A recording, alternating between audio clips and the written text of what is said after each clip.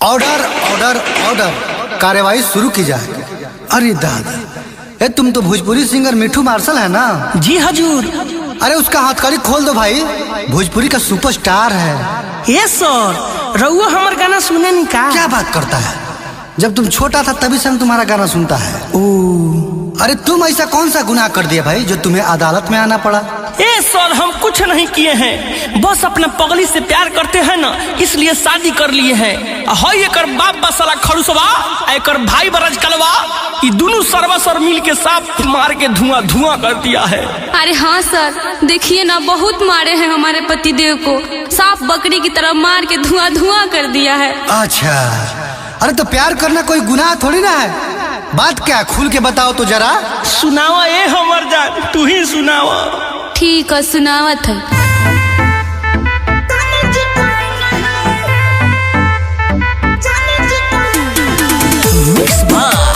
Ritesh Lal Yadav, music by Mantu मनी। जज साहब हमें सूली पे चढ़ा दीजिए, इन दीवारों में चाहे चुनवा दीजिए। प्यार का मामला है क्या रे? जी हजूर। जज साहब हमें सूली पे चढ़ा दीजिए, इन दीवारों में चाहे चुनवा दीजिए। मिठू जी आप भी बोलिए। सबके सोझा किए कोटे मायरे जी। अच्छा, सबके सोझा किए कोटे मायरे जी है। तब तो ठीक है। 21 के हम बिस जाना जी काहे जे है। अरे 21 के हम बिस जाना जी काहे जे है। सही कह रही है।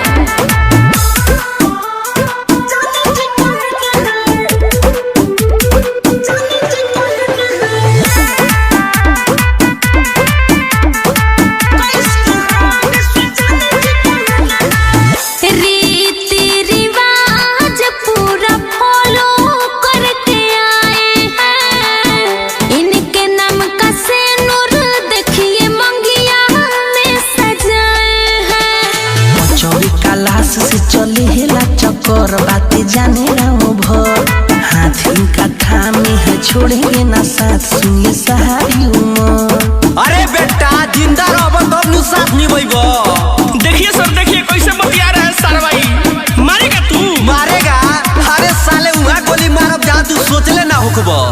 ऑर्डर ऑर्डर ऑर्डर, कोर्ट के गरिमा को बनाए रखें और कार्रवाई शुरू करें।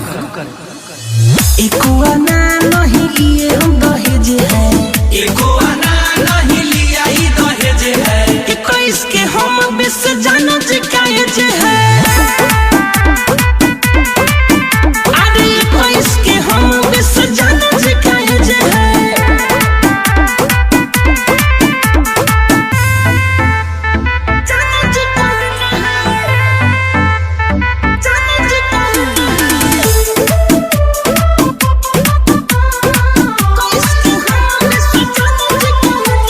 म्यूजिक बाय मंटू मनी।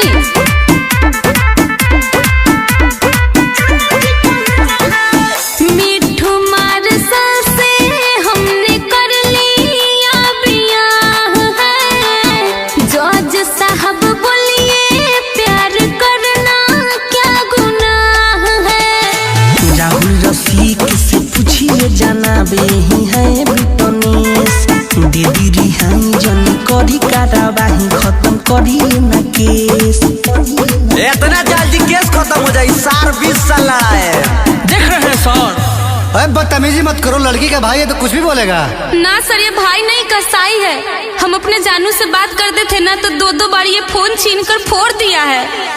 सुने हैं बहुते बड़ा या पक्का कॉलेज है, सुने हैं बहुते बड़ा या पक्का कॉलेज है। 21 के हम बिस जाना जी काहे जे है। हाँ हाँ, 21 के हम बिस जाना जी काहे जे है। तमाम सबूतों या गवाहों के मद्देनजर रखते हुए अदालत यह फैसला सुनाती है कि सिंगर मिठू मार्शल और प्रभाराज जी को बाइज्जत बरी की जाए और सरकार 5 लाख रुपये देगी। धन्यवाद सर। अब खाली साले खस्सी के मीट खाम, खस्सी के वो सीना के बीच। चलो डार्लिंग। ओके चलिए।